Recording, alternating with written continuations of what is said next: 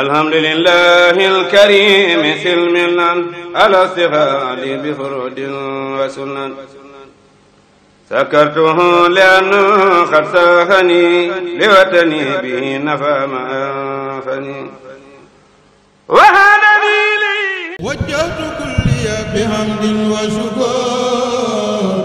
إلى ولي المؤمنين وشكر وجهت كلي بحمد وشكر إلى ولي المؤمنين وشكر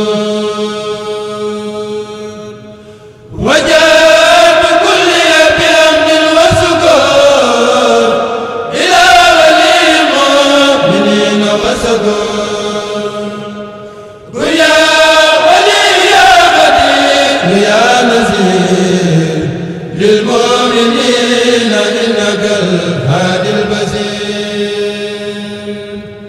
أسبب لسوانا كل من ليس يكون من الياس. asalaamaaleykum wa rahmatulah. waaw ñoo ngi sant yàlla bi ñu yàlla indee tey jii ci kër gi nga xam ne Serigne Mountakha moom moo ko féetaleel complexe Cheikh Ahmadoul Khadim université Cheikh Ahmadoul Khadim ñun nag bi yàlla dogalee ñu ñëw ci université bi ci ndigalu sëñ Mountakha mu indi ñu ñuy liggéey ci wetu président complexe Cheikh Ahmadoul Khadim Serigne Ahmad Badawi Mbacké li ñu njëkk a def mooy taseek ñi nga xam ne ñoom ñoo yor daara yi parce que université ay daara fa nekk taseek ñoom waxtaan ak ñoom bi ñu paree loolu ñu taseeg personnel bi waxtaan ak personnelu université bi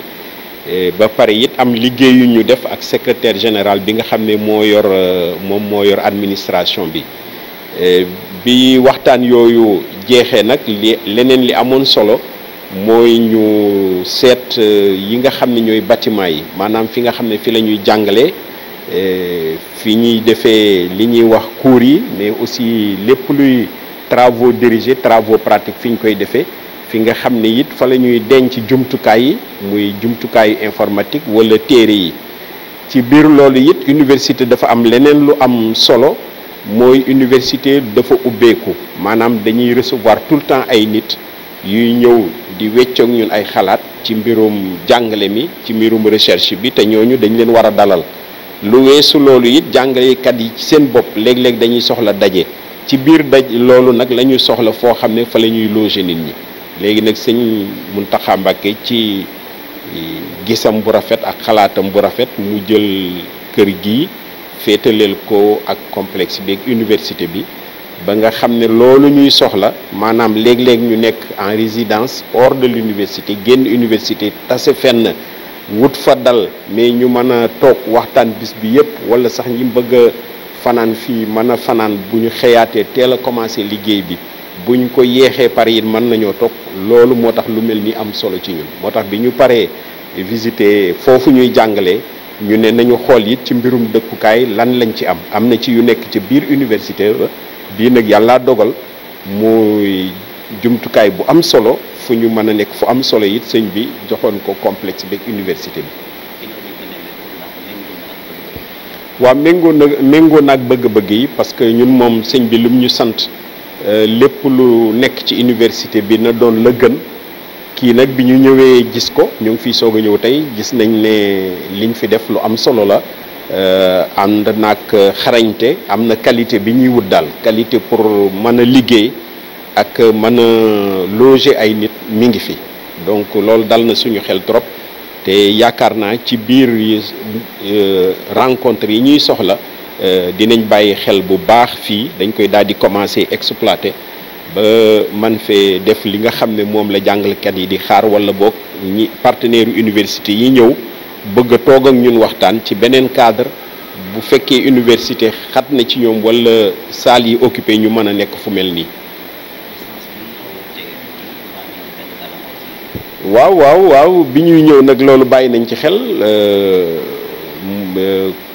gis nañ ne ñeent fukki minutes ngay def pour egsi waaye xam nga loolu moom pour ñun amul solo maanaam ñeent fukki minutes du dara boo jógee buntu université ba fii ñeent fukki minutes ngay def lu bari ci yoon wi tali la, li ci des doonu ko, mais loolu amul solo parce que bu matoon waxtu sax bariwul, waxuma laa nag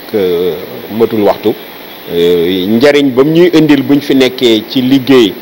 ak ànd feek dal moo ëpp solo téeméeri yoon temps boobu nga xam ne dinañ ko def. Donc loolu amu ci solo te xam nga dëkk bi màggaay gi dafa gaaw ba nga xam ne fii gis nañ ne daanaka ab dëkku lëm la, te yaakaar nañ ne bu fi courant nekkee ndox nekk fi te loolu yëpp mi ngi fi. wax dëgg li ci des dal gi ñuy wut ba kuñ fi dalal it nga kontaan mën a def liggéey biñ la sant, loolu mi ngi fi. À notre nomination comme recteur de l'université Cheikh Ahmadoul Khadim, nous avons entrepris de faire des visites et des rencontres des différentes structures de cette université qui, vous le savez, est une partie du complexe Cheikh Ahmadoul Khadim dirigé par Serigne Ahmad Badawi Mbacké. Nous avons d'abord rencontré les différents responsables des structures pédagogiques, notamment les directeurs d'UFR, directeurs instituts. Nous avons aussi, avec le secrétaire général qui est responsable de l'administration, visité l'ensemble des structures pédagogiques, c'est-à-dire les salles de cours, les salles de travaux dirigés, les salles d'informatique, tout ce qui doit héberger aussi le numérique, l'informatique et la future bibliothèque universitaire. Parallèlement à cela, et conformément aux missions de l'université qui est de recevoir des hôtes qui souvent sont des partenaires ou des enseignants qui doivent délivrer des formations, nous avons aussi entrepris de visiter tout ce qui peut être dispositif d'hébergement de ces partenaires, de ces hôtes, parce que les universités ont besoin d'avoir aussi des structures d'accueil. C'est dans cette démarche que, après échange avec Serigne Ahmad Badawi, nous avons décidé aujourd'hui de venir ici à Fatou Fata visiter cette résidence que Serigne Mountakha Mbacké, khalife général des Mourides, a bien voulu mettre à la disposition de l'université du complexe pour nous faciliter nos capacités d'hébergement. Cela va aussi dans le sens de permettre à l'université de tenir certaines rencontres, parce que vous savez que certaines rencontres nécessitent d'être en résidence en dehors de l'université, d'y passer des nuits, des jours, pour réfléchir ensemble sur des programmes, sur des activités scientifiques, voire même certaines formations. C'est cela qui motive notre visite ici aujourd'hui dans cette structure qui fait partie intégrante du dispositif de l'université du complexe Cheikh Ahmadoul Khadim. Ça répond totalement à nos besoins. Nous nous sommes rendus compte que c'est une infrastructure de qualité qui est extrêmement bien conçue et qui a une capacité d'accueil importante, avec un séjour qui peut permettre d'installer des gens pour échanger, mais aussi, quand c'est nécessaire, d'héberger des personnes. Les chambres disponibles sont de niveau de qualité. Donc, les convenances, tous les besoins pour en tout cas héberger des gens qui doivent contribuer au fonctionnement de l'université existent au niveau de cette résidence.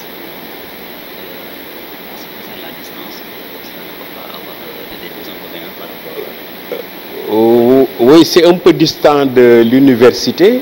Nous avons mis 40 minutes de la porte de l'université à ici. Et 40 minutes, vous savez, c'est pas beaucoup, c'est un petit peu distant. Une partie de la voie est bitumée, l'autre partie n'est pas bitumée. Mais vous savez, ce ne sont pas des résidences où on vient tous les jours. Comme je l'ai dit, quand on a une activité spécifique qui nécessite une haute concentration ou qu'un groupe de travail doit se pencher sur un sujet extrêmement important sans être dérangé au sein du campus universitaire, on peut bien choisir de mener de telles activités ici. Je pense que la distance n'est pas un inconvénient. Le confort nécessaire pour travailler, la tranquillité y est, et c'est ce qui est le plus important. Les gens peuvent arriver, travailler et rejoindre tranquillement leur domicile s'ils le souhaitent. Ceux qui veulent passer la nuit peuvent passer la nuit. Alhamdulillahi al-karim silmilan ala istighali bi furudin wa sunan sakartuhu li'annahu qad sahani liwatani bihi nafa ma anfani wa hadani